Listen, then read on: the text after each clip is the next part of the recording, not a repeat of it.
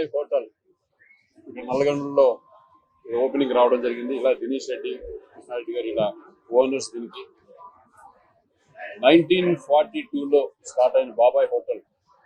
ఎందుకంటే విజయవాడలో స్టార్ట్ అయిందని నాకు తెలుసు. ఎందుకంటే నేను చాలాసార్లు విజయవాడ బాబాయ్ హోటల్కి వెళ్ళి టిఫిన్ చేసినోండి. నేను చాలాసార్లు ఇండస్ట్రీ రాకముందు నుంచి నాకు తెలుసు.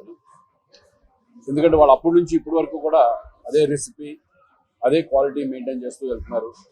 అలాగే ఈ టైంలో ఎక్కువ ఫ్రాంచైజీలు రావడం, మన హైదరాబాద్ కూడా ఎన్నో బ్రాంచెస్ రావడం కూడా చాలా సంతోషంగా ఉంది. ఎందుకంటే ఫుడ్ ప్రియులు నిజంగా ఈ టిఫిన్స్ ఎంజాయ్ చేసేవాళ్ళు.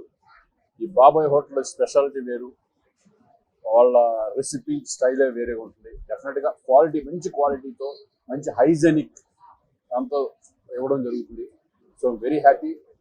వీళ్ళ ఓనర్స్కి నేను ఆల్ ద బెస్ట్ చెప్తాను. ఇంకా ఎన్నో బ్రాంచెస్ ఓపెన్ చేయాలి మనస్ఫూర్తిగా కోరుకుంటున్నాను. All the best. Thank you.